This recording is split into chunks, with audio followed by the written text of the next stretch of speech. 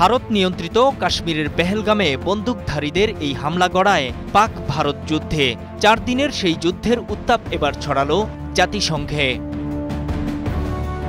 বিশ্বমঞ্চে দাঁড়িয়ে কড়া ভাষায় ভারতের বিরুদ্ধে নিজেদের বীরত্ব প্রকাশ করলেন পাকিস্তানের প্রধানমন্ত্রী শাহবাজ শরীফ।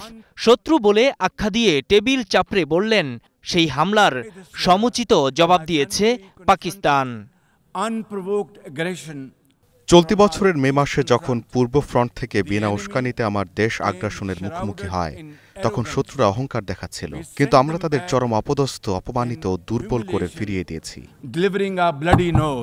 ভারতের প্রধানমন্ত্রী নরেন্দ্র মোদীকে ইঙ্গিত করে তার উস্কানিমূলক নেতৃত্বের সমালোচনা করেন শাহবাজ। ভারতের সাথে গুরুত্বপূর্ণ সব ইস্যুতে আলোচনার জন্য প্রস্তুত পাকিস্তান, তবে দক্ষিণ এশিয়ার জন্য উস্কানিমূলক নেতৃত্বের পরিবর্তে সক্রিয় নেতৃত্বের প্রয়োজন। কাশ্মীর নিয়েও কথা বলেছেন পাকিস্তানের এই নেতা। কাশ্মীরের জনগণকে আশ্বস্ত করতে চাই, পাকিস্তানের জনগণ তাদের সাথে আছে। শীঘ্রই একদিন কাশ্মীরে ভারতের অত্যাচারের চরম অবসান ঘটবে। জাতিসংঘের পৃষ্ঠপোষকতায় একটি নিরপেক্ষ গণভোটের মাধ্যমে কাশ্মীর নিজস্ব নিয়ন্ত্রণের মৌলিক অধিকার অর্জন করবে। শাহবাজ শরীফের এমন বক্তব্যের জবাব দিতে ছাড় দেয়নি ভারতও। দেশটির কূটনীতিক পেটাল গাহলক শাহবাজের বিজয়ী হওয়ার দাবি নিয়ে রীতিমতো করেছেন উপহাস। যদি প্রধানমন্ত্রী শাহবাজ শরীফের দাবি অনুযায়ী ধ্বংস হওয়া রানওয়ে এবং পুড়ে যাওয়া হ্যাঙ্গারগুলোকে জয়ের মতো দেখায়, তাহলে পাকিস্তান তা উপভোগ করতে পারে।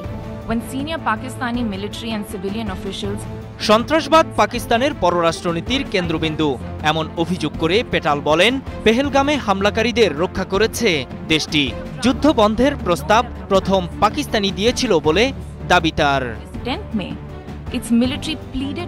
10 মে পাকিস্তানের সেনাবাহিনী আমাদের কাছে সরাসরি যুদ্ধ বন্ধের জন্য আবেদন জানিয়েছিল। গত 22 এপ্রিল পেহেলগামে বন্দুকধারীদের গুলিতে মারা যায় 26 জন পর্যটক। এর জেরে 7 মে পাকিস্তানে বিমান হামলা চালায় ভারত। জবাব দেয় পাকিস্তানও। 4 দিনের এই যুদ্ধ বন্ধে মার্কিন প্রেসিডেন্ট মধ্যস্থতা করেছেন, এমন দাবি স্বয়ং ট্রাম্পের ও পাকিস্তানের।